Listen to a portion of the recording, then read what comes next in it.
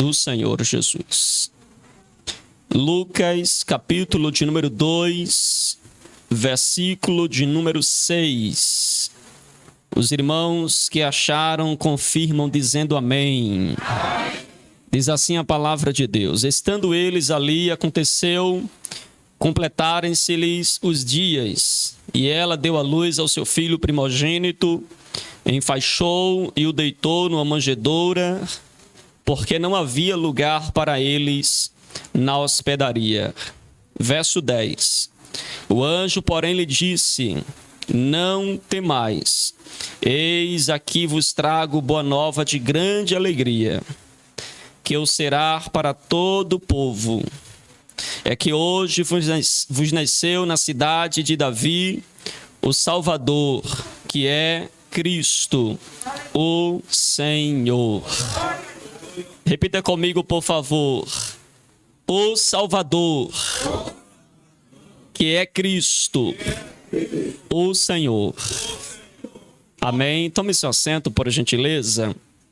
Meus queridos irmãos, hoje, 25 de dezembro, data escolhida para se comemorar o Natal. Embora Jesus não tenha nascido no dia 25 de dezembro, esta foi a data escolhida para se celebrar o seu nascimento, para se louvar a Deus, porque ele nasceu, porque ele veio a esta terra. E nós não poderíamos deixar que esta data tão importante passasse sem ter essa oportunidade de nos reunir para juntos adorarmos ao Senhor, agradecermos a Ele, porque Deus se fez carne. O Evangelho, segundo escreveu o evangelista João, no capítulo 1, diz que no princípio ele era o Verbo, e o Verbo estava com Deus, e o Verbo era Deus. No verso 14 diz que o Verbo se fez carne e habitou entre nós. Lá em Filipenses, capítulo de número 2, diz que Deus não teve, ou que Jesus não teve por usurpação ser igual a Deus. Antes, assumindo a forma de servo, humilhou-se a si mesmo e habitou entre nós. Este Deus que se fez carne, chamado Jesus, a quem nós adoramos, a quem nós cultuamos, teve uma vinda muito simples. Deus, quando o enviou à terra, ou quando Jesus veio nascer, ele poderia ter escolhido tantos lugares para nascer e tantos ventres melhores do que o de Maria para nascer. Talvez se nós estivéssemos na posição de Jesus, que tinha a oportunidade, diferente de nós, de escolher em qual ventre, em qual cidade, em qual país nascer, talvez nós jamais escolheríamos nascer aonde Jesus nasceu. Oh, aleluia. Nascer em Belém, num local onde não havia hospedagem. Nasce então ali numa gruta onde repousavam os animais durante a noite, e após nascer é colocado dentro de uma manjedoura. Este Deus, ele nasce de maneira simples, ele vem de maneira simples, ele habita entre nós de forma simples. Jesus tem um nascimento humilde, irmãos. Essa é uma virtude que se encontra na vida de Jesus, do começo ao fim de todo o seu ministério. Ele nasce em Belém, exatamente no período em que havia um alistamento, e a família de Jesus, José e Maria, sobe para Belém para esse alistamento, e ali, ao chegar em Belém, chega a hora de Maria dar à luz. Eles procuram um local na estalagem, não encontra. Eles procuram uma vaga na hospedaria e não encontra. E ele então, José e Maria, se dirige para este ambiente onde residia ou dormia os animais. E ali Jesus nasce de forma simples, de forma humilde, sem qualquer pompa diante dos homens. Como eu vos falei, talvez se nós tivéssemos de escolher aonde nascer, quem sabe os irmãos escolheriam nascer em Paris, nascer em Nova York, nascer na Veneza, nascer em Londres, quem sabe em Barcelona, ou em tantas outras cidades importantes. Mas Jesus, mostrando a sua virtude de humildade, nasceu em Belém. E depois de nascer, foi colocado numa manjedoura. Aleluia. Mas nenhum nascimento foi tão importante a ponto de marcar o antes e depois a partir dele. Os livros de história, seja bíblica ou secular, vai estar datado em antes e depois de Cristo. Até aqueles que não acreditam em Deus e que escreveram a história, não querendo mencionar Jesus, teve que colocar a primeira era e a segunda era, mas marcando sempre a partir de Jesus, sempre a partir de Cristo, sempre a partir do seu nascimento. Ele tem o nascimento mais importante dessa história. Quando Herodes nasceu, não desceu nenhum anjo para louvar o seu nascimento. Quando Pilatos nasceu, não desceu nenhum anjo para louvar o nascimento de Pilatos e de tantos outros grandes homens na história. Mas no nascimento de Jesus, anjos descem, vai até os pastores e avisa que a estrela de Belém já nasceu. Aleluia! Louvado seja o nome do Senhor. Jesus, ele conduz um ministério tão humilde, morando numa cidade tão humilde, irmãos, que as pessoas demoraram a acreditar no seu ministério.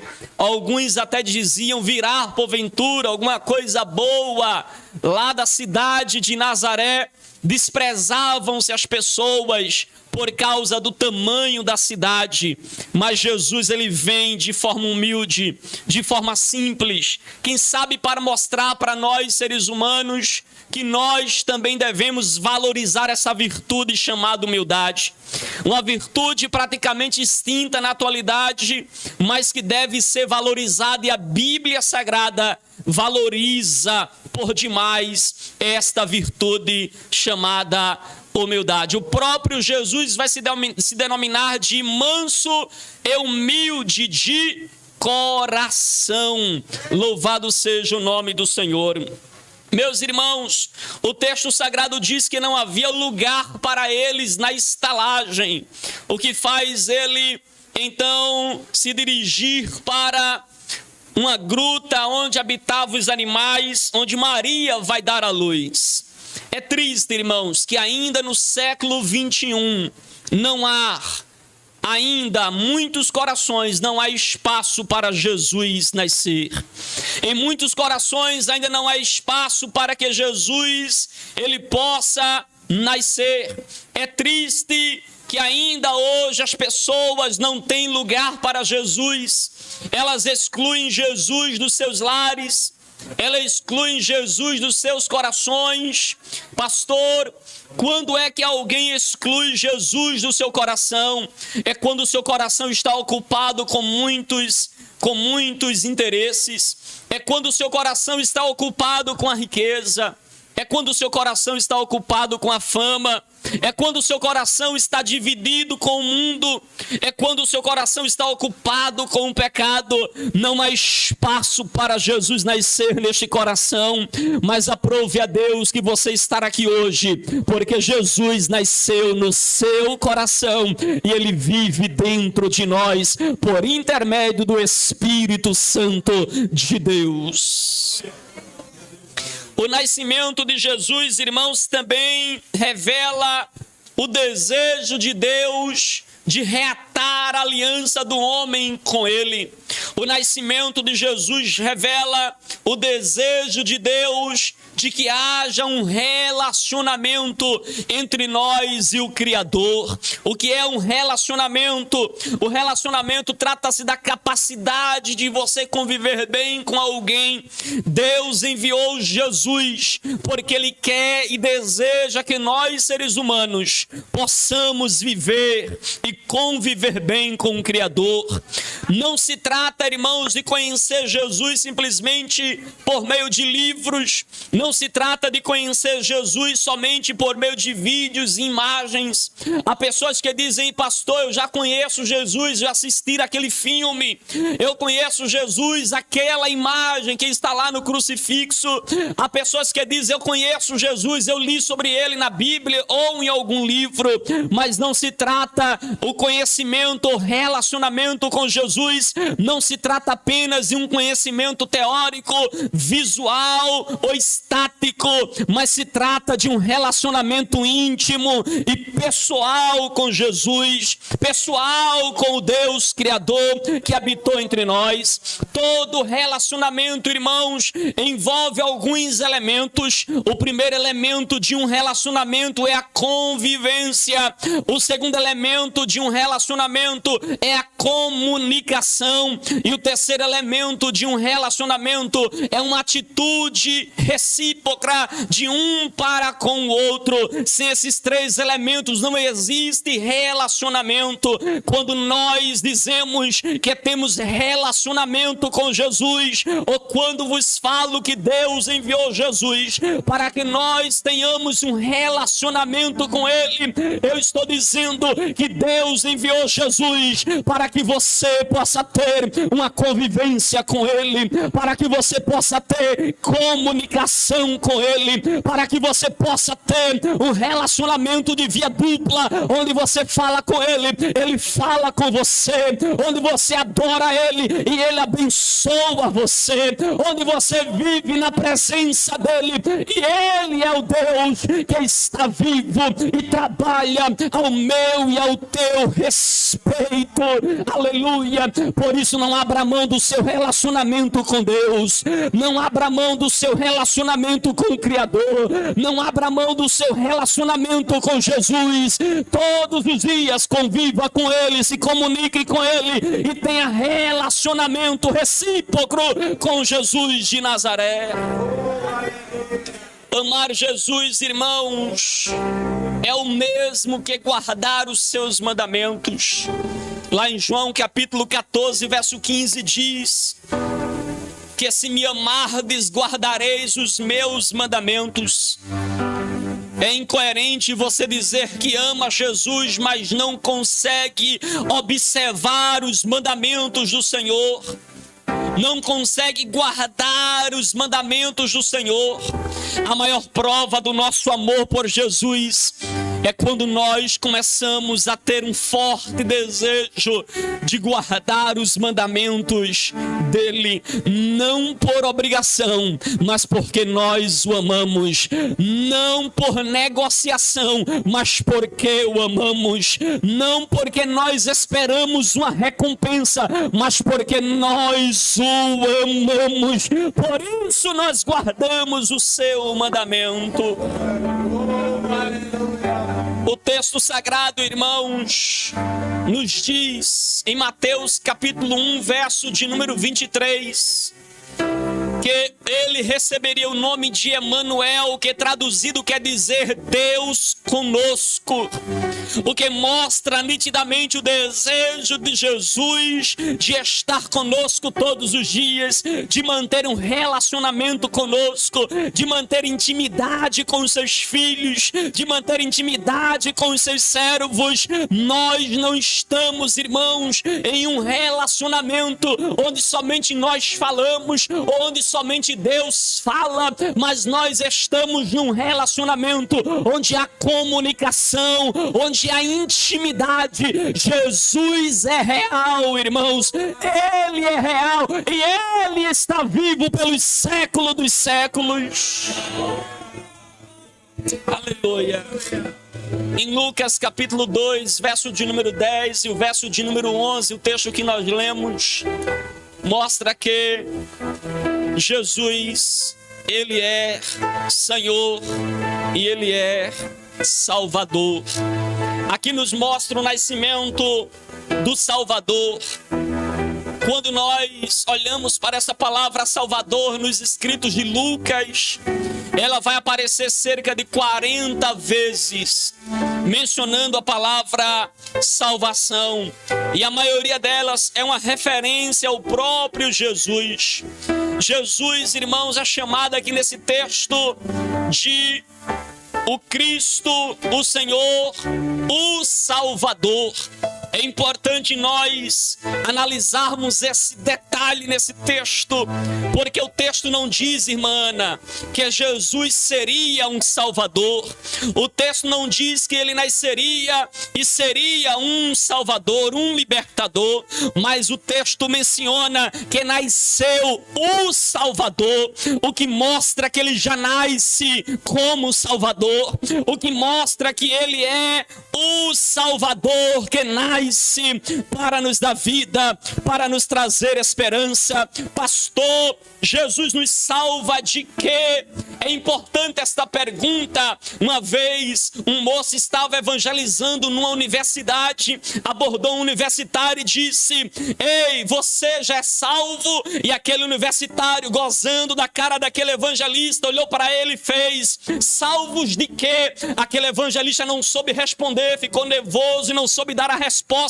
E aquele universitário, irmãos, ficou curioso, porque ele também não sabia salvo de quê. Ele também não sabia, a pergunta foi de gozação, mas também verdadeira. Ele não sabia de que ele deveria ser salvo, o que levou curiosamente a estudar as Escrituras. E ao estudar as Escrituras para saber de que ele seria salvo, ele se converte a Jesus, ele aceita Jesus como Salvador, e depois ele escreve um livro, e o tema do livro era salvos de quê? E ele escreve no livro de que seria salvo, e um dos pontos que ele aborda é salvos da ira vindoura. Salvo da ira vindoura. Nós somos salvos do pecado, nós somos salvos de Satanás, nós somos salvos da lei, nós somos salvos do mundo, nós somos salvos da morte, nós somos salvos do fogo do inferno, nós somos salvos da ira vindoura, nós somos salvos por Jesus, o Salvador. Aleluia! Louvado seja o nome do Senhor. Aleluia! Nós estamos aqui porque Ele é Senhor e Salvador. Nós estamos aqui louvando porque Ele é Senhor e Salvador. O nosso Salvador não é o homem, o nosso Salvador não é um político, o nosso Salvador não é homens terrenos ou mesmo qualquer líder espiritual que possa se colocar como intermediador entre Deus e os homens, mas nós só temos um Salvador e um único mediador entre Deus e os homens, e o seu nome é Jesus. O seu nome é Jesus. O seu nome é Jesus. O Senhor é Salvador. Aleluia. Louvado seja o nome do Senhor. Meus irmãos, sabendo que Jesus é Senhor e Salvador, e é este Senhor e Salvador que nós adoramos nesse dia que se chama Natal. Nesse dia que o mundo se volta para compras de presentes, para um consumismo. Nesta época em que as pessoas se voltam para árvores, para sinos, que se voltam para guirlandas, que se voltam para estrelas, que se voltam para pinhas, velas, sinos, presépios e tantos outros elementos que são inseridos e injetados nesse momento de Natal, mas nós nos voltamos para o Criador, nós nos voltamos para Jesus e declaramos: Ele é Senhor e Ele é Salvador, porque o centro do nosso Natal não é outra coisa senão Jesus, Jesus de Nazaré.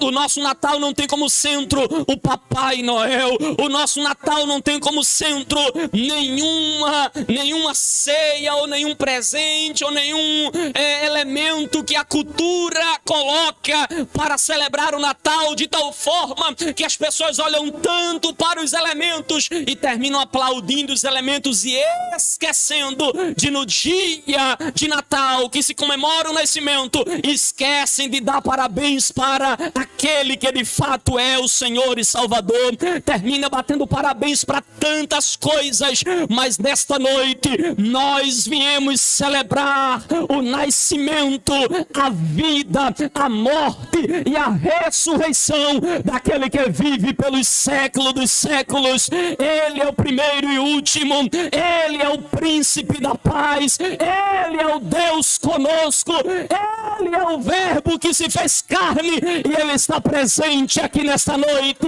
Adore a Ele, glorifique a Ele, exalte o nome dEle. Aleluia. O centro do nosso Natal é Jesus, irmãos. Há pessoas que demonizam essa data porque ela tem uma origem pagã e o cristianismo deu um ressignificado para ela. Há pessoas que então demonizam essa data e esquecem que esta data é uma data onde o mundo, onde a nossa sociedade está mais sensível e deve se aproveitar o momento para dizer que Jesus é Senhor, que Jesus é Salvador. É momento de compartilharmos a palavra, o Evangelho e mostrarmos o verdadeiro sentido do Natal, aproveitando a sensibilidade do povo para ouvir uma mensagem de Deus. Louvado seja o nome do Senhor. Aleluia. Jesus é Senhor e Salvador. E é no nome dele que nós nos reunimos nesta noite para cercar a sua mesa. Porque Ele um dia nos salvou, porque Ele nos deu vida, porque um dia você estava perdido, vagando como uma folha seca levada pelo vento, mas hoje você estará aqui, porque você foi achado. Aleluia, você foi achado.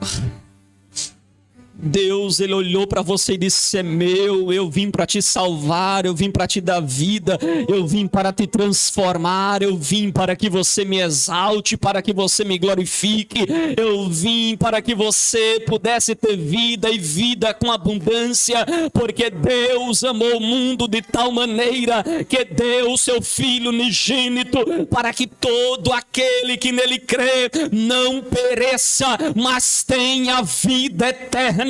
Só quem tem certeza de que já recebeu vida nesta noite, levante a sua mão e dê pelo menos 3 glórias para Jesus. Adore ao Senhor e Salvador, adore aquele que está presente aqui nesta noite, adore aquele que trabalha na tua casa, na tua família.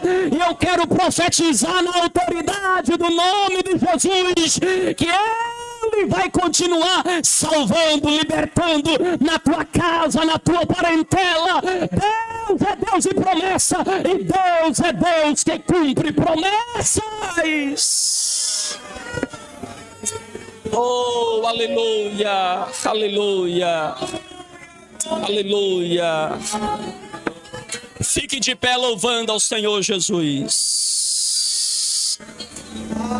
Oh, aleluia.